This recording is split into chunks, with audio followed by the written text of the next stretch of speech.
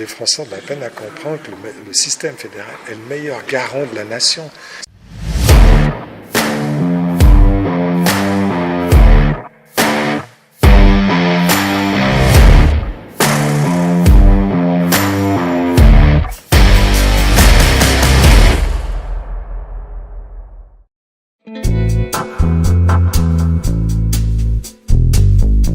Vu de Suisse, ça nous paraît plus logique que l'Europe adhère à notre pays plutôt que l'inverse, pour une raison assez précise. La Suisse est une sorte de microcosme de l'Europe, puisqu'au fond elle est formée de 23 cantons, comme l'Europe est formée de 28 États, nations, et puis que la Suisse nous paraît être un espèce de microcosme de l'Europe, puisqu'elle réunit 3 cultures, 3 langues, 2 religions, et qu'au fond elle a réussi à mettre sur pied un système fédéral qui fonctionne.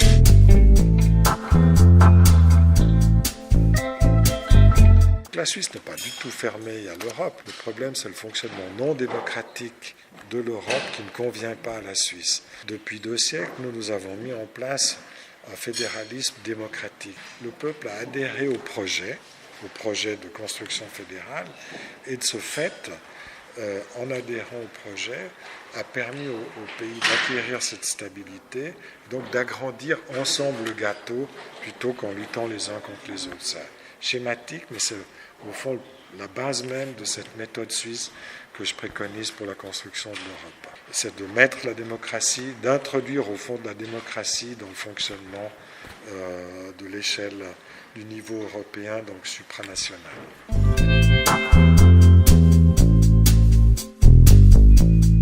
Le problème effectivement de l'Europe, c'est que d'une part, elle a pris des orientations exclusivement économiques dès le début de sa construction avec le plan Schuman du charbon et de l'acier, et que cette orientation purement économique a exclu le politique, a exclu justement la participation démocratique pour se baser uniquement sur l'économie comme moyen et puis sur la technocratie comme moyen de gouvernance. Et ça, maintenant, on en voit le problème. Deuxième problème, c'est qu'effectivement, au point de vue militaire, l'Europe a confié les clés de sa défense aux États-Unis, parce que l'OTAN est complètement dominée par les États-Unis, donc il n'y a pas de défense européenne autonome, et à partir de là, il n'y a plus de souveraineté européenne.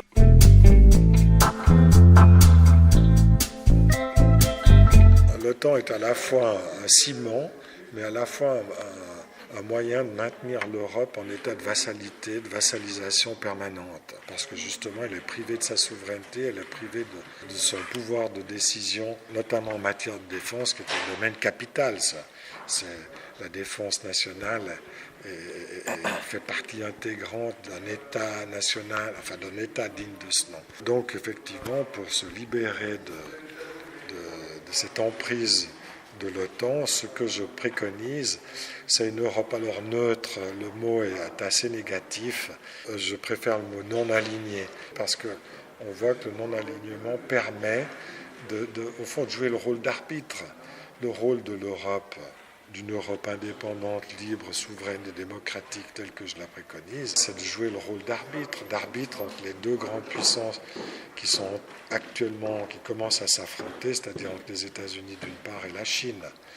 Et l'Europe est à la fois géographiquement très bien située pour jouer ce rôle d'arbitre, d'équilibre au fond, de maintien de l'équilibre mondial, et puis d'arbitre entre les deux, parce que sinon, on risque aussi d'aller vers une confrontation entre ces deux blocs, et l'Europe, de facto, risque d'être soumise aux intérêts américains, ce qui rendra service à personne. En se libérant de la tutelle de l'OTAN, en récupérant sa faculté autonome de se défendre, avec une armée qui est européenne, mais qui n'est pas soumise à aucune autre puissance extérieure, elle peut récupérer ce rôle équilibrant et d'arbitre sur le plan international.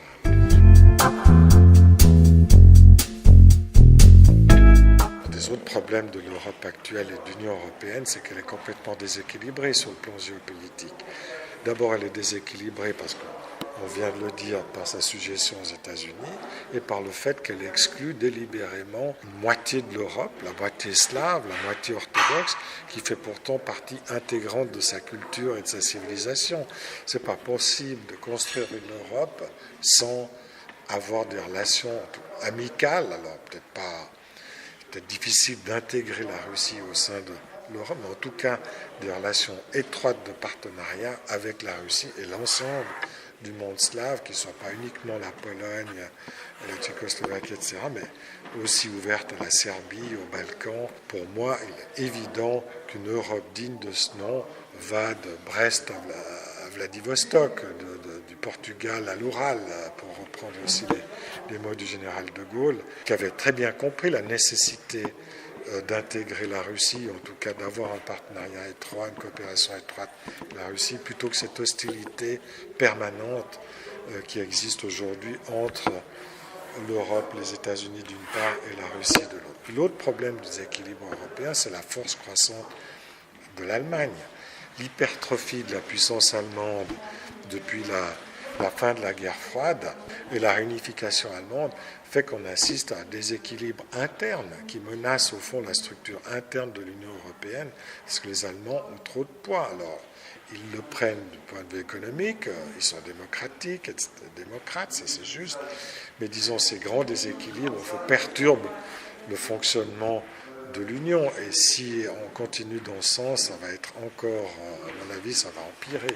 Le seul moyen, disons, de faire contrepoids à cet excès de puissance allemande, c'est le système fédéral, parce que le système fédéral prévoit une égalité entre tous les membres, ce qui est contradictif pour les Français. Les Français, eux, ont de la peine à comprendre l'intérêt du système fédéral, notamment à droite, d'après la tradition monarchique et centraliste jacobine française. Les Français ont de la peine à comprendre que le système fédéral est le meilleur garant de la nation. Le système fédéral bien conçu, par exemple comme il l'est en Suisse ou aux États-Unis, au fond préserve l'intérêt, les traditions, l'épanouissement des États qu'il compose. Tandis que maintenant on assiste à une érosion au fond des nations dans le système européen parce que son opacité, la confusion des pouvoirs au fond ne fait qu'éroder les nations, alors que dans un système fédéral ça la préserve, et ça c'est vrai que les Français n'ont pas compris, alors que les Allemands eux ont trop bien compris. Ils ont tellement bien intégré ce qu'est le fédéralisme qu'ils n'en veulent pas, parce qu'ils savent très bien qu'un fédéralisme, un État fédéral européen bien conçu mettrait un terme à leur hégémonie en Europe. Mais refonder l'Europe, ça veut dire repartir à zéro. Sinon, ce n'est pas une refondation.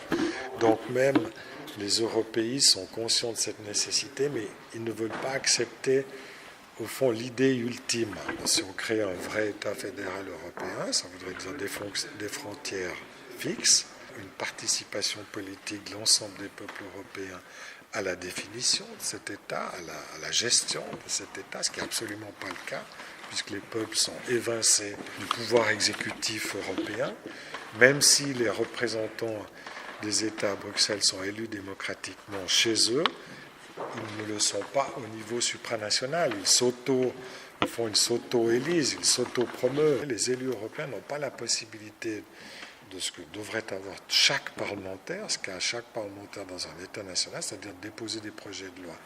Si les élus n'ont pas d'initiative législative, puisque c'est réservé à la Commission qui, elle, n'est pas élue, eh bien, ça pose un problème. En tout cas, pas élu par le peuple, c'est ça. Donc, on voit qu'on a un vice de construction dès le départ.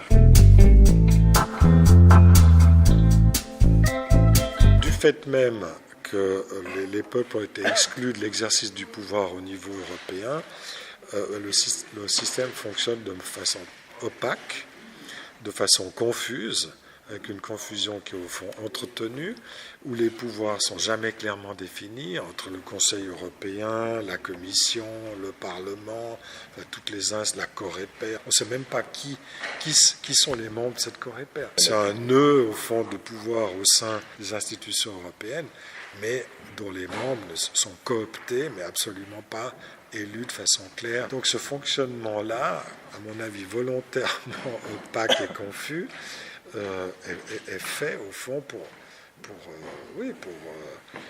masquer le fonctionnement. Dans toute démocratie, ça devrait être transparent, clair, avec des compétences reconnues et bien définies. Un petit exemple que je cite toujours, la Constitution américaine c'est 20 pages, la Constitution européenne c'est 200 pages. On a tout dit quand on a dit ça. Dire que la Constitution américaine qui a fait ses preuves depuis 2 siècles et demi et qui marche parfaitement bien, avec ou sans Trump, avec Obama, Nixon, peu importe, on voit qu'elle fonctionne bien, alors que les 200 pages de Constitution européenne, la simple intrication des textes, complexité des textes, fait que c'est impossible à gérer. C'est le fruit de lutte de pouvoir, de lobbyistes, etc. Puis au fond d'une volonté de ne pas aboutir à un vrai État fédéral démocratique, puisqu'on ne veut pas que les peuples participent.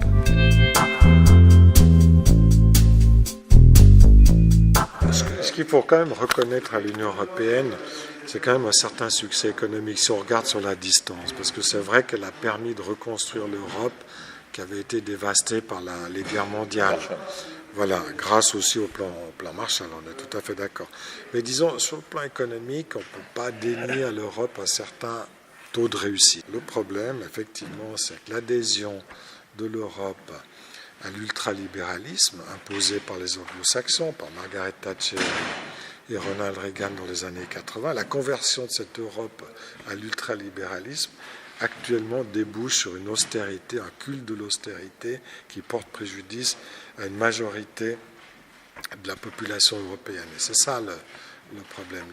L'addition, au fond, de la non-démocratie ou du déficit démocratique à l'option ultralibérale conduit finalement à une impasse sociale et à l'éclatement de ces manifestations que vous connaissez actuellement en France, un rejet du système, type indigné il y a quelques années, ou les nuits, comment ça s'appelait, ici à Paris, vous aviez le mouvement de gauche, Nuit debout, puis maintenant les gilets jaunes. Mais si les gilets jaunes s'arrêtent demain, dans 2 ans, il y aura de nouveau une crise sociale, puisque ce système, au fond, est conçu de telle façon qu'il exclut toute une partie de la société de la redistribution des richesses.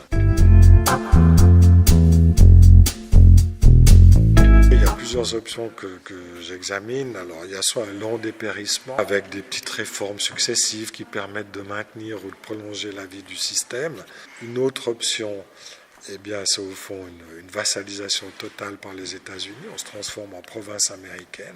C'est déjà un peu le cas, on le voit sur le plan militaire, on le voit sur le plan économique, avec l'adoption des sanctions, les sanctions américaines imposées à l'Iran. L'Europe a fait semblant de réagir, mais elle est totalement soumise. En réalité, il ne se passe rien. BNP Paribas a été condamné à payer 9 milliards d'euros de dédommagement aux États-Unis. Le président Hollande n'a pas dit un mot. Mais c'est quand même inadmissible. Alstom, la même chose. Donc on peut multiplier les cas. Et puis la domination des GAFA, Google, etc. Même chose, on ne les taxe même pas. Tous les bénéfices partent ailleurs. Bon, maintenant il y a Bruno Le Maire qui a pris une disposition, tant mieux. Mais il faudrait faire 10 fois, 100 fois ça pour récupérer notre souveraineté économique. Et on voit qu'on en est loin. Donc je suis relativement pessimiste sur le court terme, mais j'espère qu'on aboutira à une réaction justement qui permette de réintroduire un peu de démocratie dans le système, de façon à ce que les peuples réadhèrent au fond à une construction européenne beaucoup plus juste, beaucoup plus démocratique et qui permette justement la création d'une Europe réellement souveraine. Ça d'un très mauvais œil, mais si on le fait de façon démocratique, il aura de la peine à s'y opposer. Je rappelle que la Suisse moderne, quand elle s'est créée au XIXe siècle, elle était elle aussi dominée à l'époque par la France, qui était la grande puissance du continent. Elle a dû se libérer de cette tutelle, et elle l'a fait justement avec cette alliance entre les élites et le peuple, et à travers ce système où, au fond, ça l'a rendu invulnérable. Le fait que les élites et le peuple étaient d'accord sur des objectifs communs a fait que l'ingérence des puissances extérieures tombait à plat. Ni les Français qui auraient souhaité intervenir, ni les Autrichiens, je parle des années 1815-1850, n'ont réussi justement à s'ingérer dans nos affaires parce qu'il y avait un soutien populaire et des élites.